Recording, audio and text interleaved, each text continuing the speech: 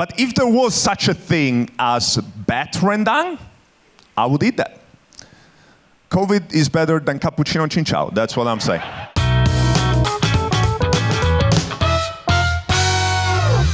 Aku tuh bersyukur, aku tuh nggak punya pantangan dalam makanan. Kayak alergi makan gitu nggak ada. Ya karena aku juga ngerasa orang kayak aku punya alergi makan tuh kayak nggak pantas juga gitu. Kayak nggak pantas, makanya aku bersyukur bisa makan apa aja. Tapi nggak juga aku makan sesuatu yang nggak seharusnya aku makan. Di kolom komen Kompas TV, Mas Ayah, aku dibilangin makanin nyamuk. Maksudku, kenapa aku dibilang pemakan nyamuk tuh kenapa gitu? Iya pernah. Tapi kemakan, nggak sengaja. Kayak lagi ngobrol asik kayak kamu. Oh. Nggak yang sengaja lagi ngobrol. Aduh lapar nih, nyamuk mana? Gitu. Nggak pernah ngapain. Kalau laron iya. Orang Jawa biasa makan laron bro. Ada nih peyek laron.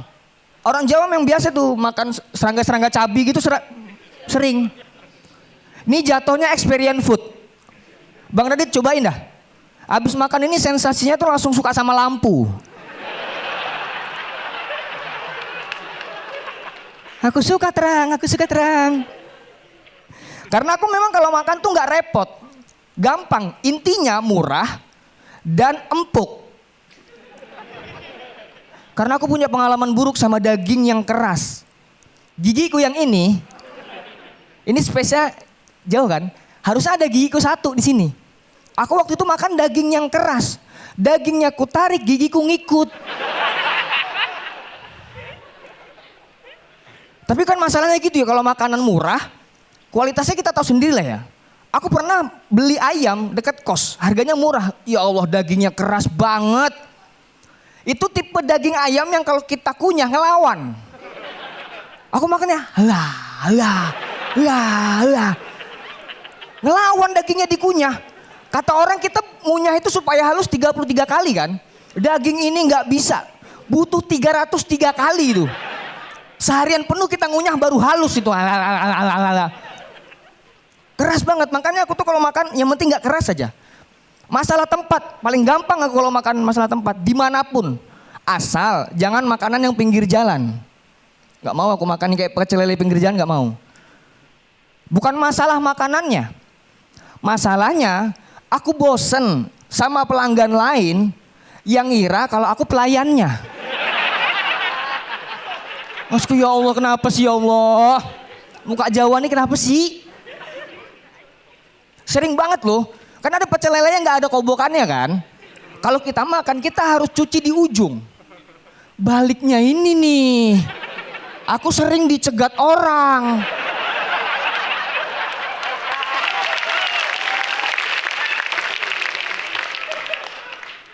Waktu itu aku pernah dicegat sama 4 cewek. Kerudungan semua tuh, ukti-ukti cemberut kayak gitu. Aku balik, Mas, minta menu pesan makan. Lah, menu apa? Menu HP ada nih. Menu makanan nggak ada. Jadi aku bilangin, maaf mbak, saya bukan pelayannya. Responnya yang paling ku jengkel teman-teman. Cuman ada 2 responnya. Pertama, dia minta maaf formalitas. Kedua, dia ketawa-tawa bareng temennya. Bukan ya mas ya? Sorry. Ih, salah. Maaf ya mas ya, maaf ya. Aduh malu. Lu jahat banget. Enggak, maaf ya mas ya. Abis muka mancis kayak lele. I was gonna start my set by saying that I love Indonesian cuisine. Except Jen Colt, that was disgusting. But then this morning, Annie made me try cappuccino cincau.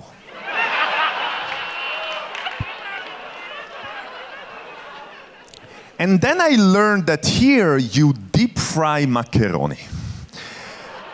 I mean, that I can understand because Indonesian people deep fry anything, you know? You have nasi digoreng, you have tempe digoreng, you have politik never mind.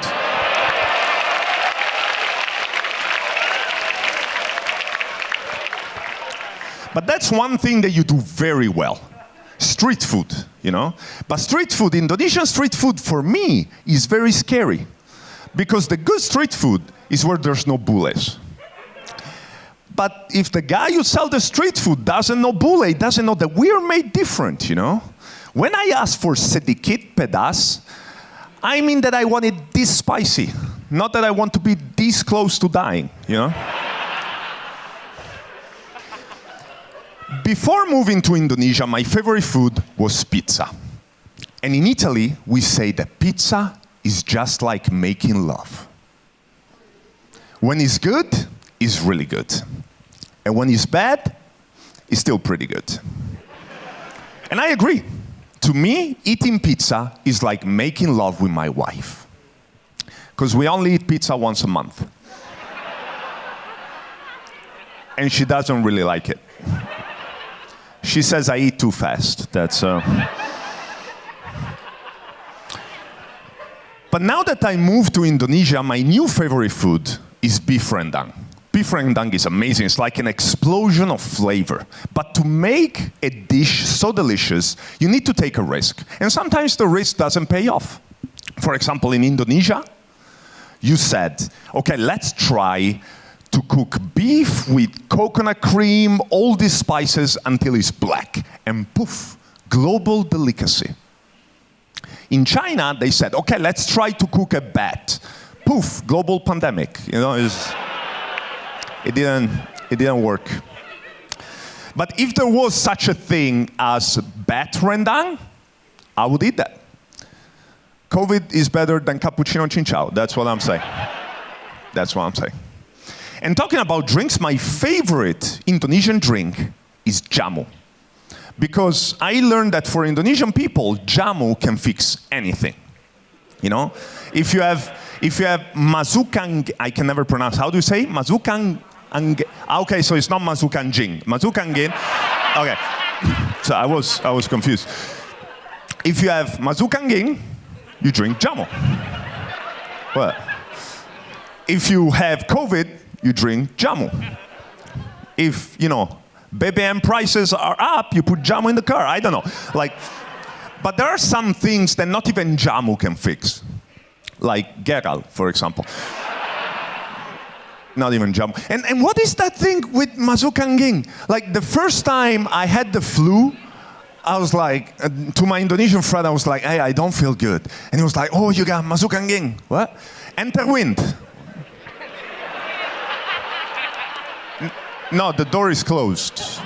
No, you have enter wind inside of you. You have wind, it's bad. I was like, you have wind inside of me? Am I Avatar from the last Airbender? Like what?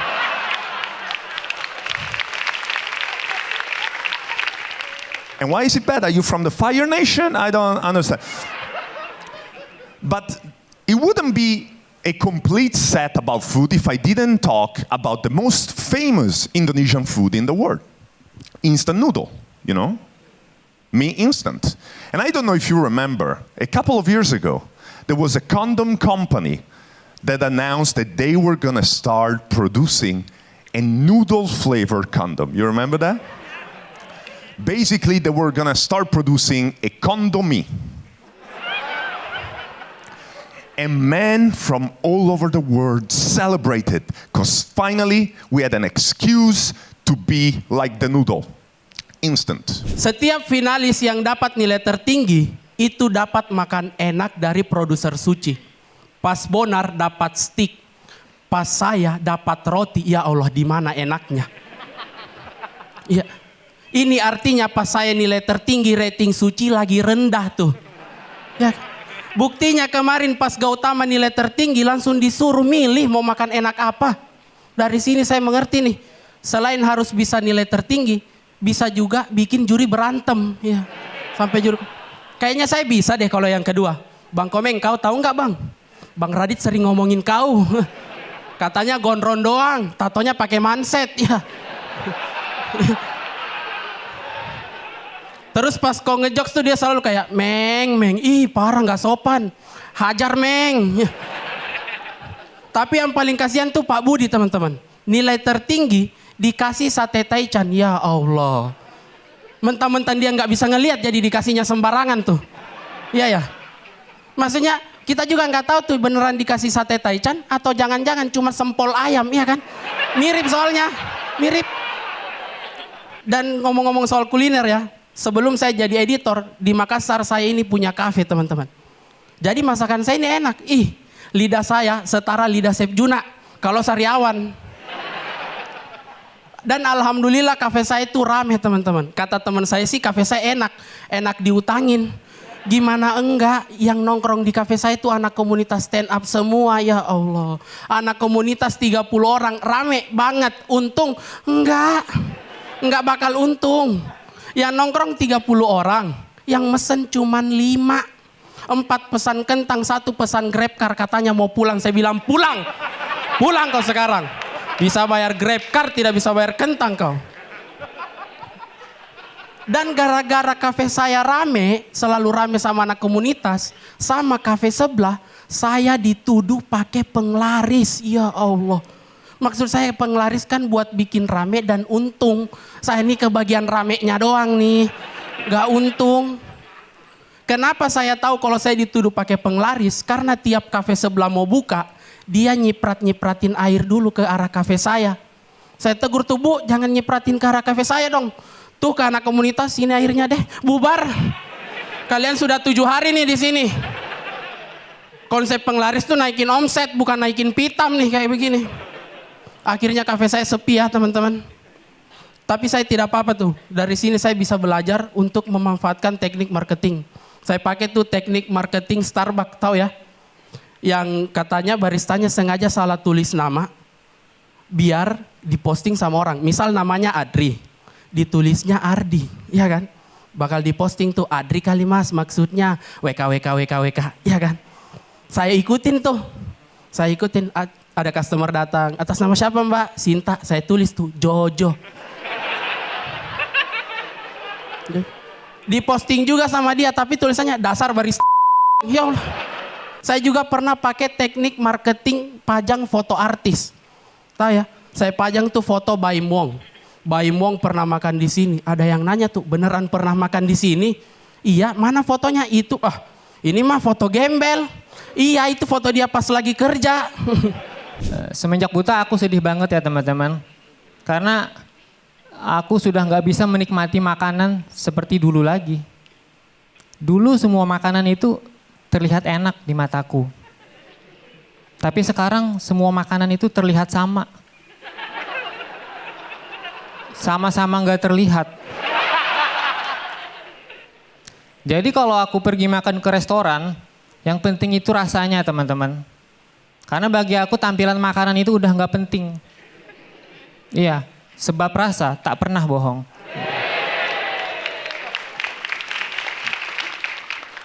Kadang aku juga kesian gitu sama chefnya di restoran, udah capek-capek ngebuatin makanan itu sedemikian rupa bentuknya gitu kan, sampai cantik makanannya. Pas dianterin yang beli aku. Itu kan pasti kecewa banget chefnya. Itu sama aja kayak kita capek-capek stand up pakai bahasa Indonesia, terus yang nonton itu cuman Chris.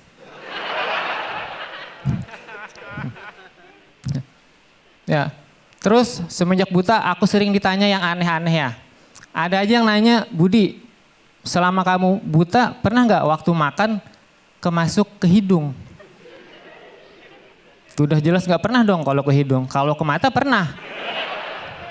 Mana pas lagi makan sate kan? Makanya jadi begini teman-teman.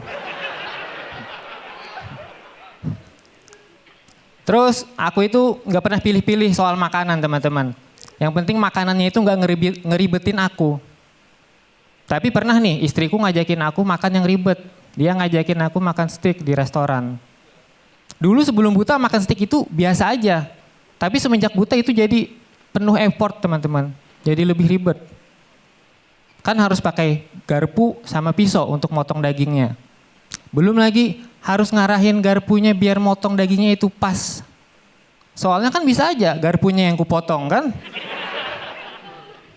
Mana waktu itu sialnya aku dapat daging yang alot. Susah banget motongnya. Kayaknya lebih gampang motong garpunya gitu kan daripada dagingnya. Akhirnya mau nggak mau aku makannya pakai tangan. Iya, pakai tangan gini. Ku gigit dagingnya. Itu reaksi orang pas ngeliat aku makan. Ya nggak tahu, aku nggak lihat reaksinya.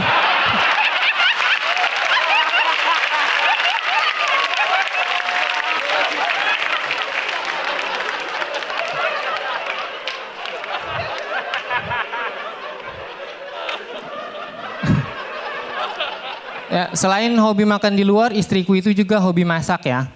Dan aku sering jadi kelinci percobaannya. Masakannya enak, tapi kadang-kadang lebih sering gak enaknya sih. Cuman aku gak mau ngomong itu sama dia, karena takut dia marah. Kecuali dia sendiri yang duluan sadar.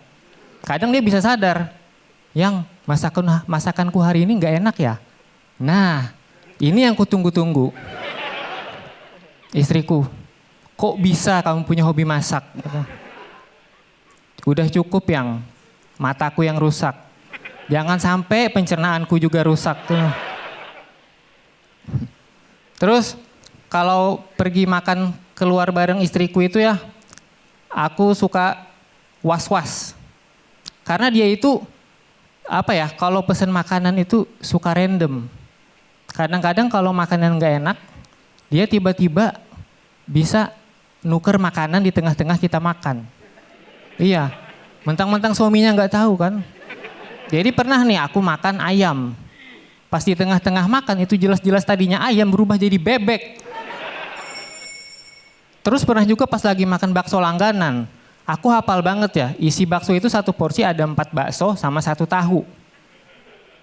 Pas aku sendok, baksonya cuma 3, tahunya 2. Udah gitu satunya udah kegigit. Iya, semenjak kejadian itu aku jadi merasa cukup tahu tanam dalam diri. Tak usah kau ganggu makananku lagi. Ku tak mau lagi sayang. Sekian dari aku, terima kasih.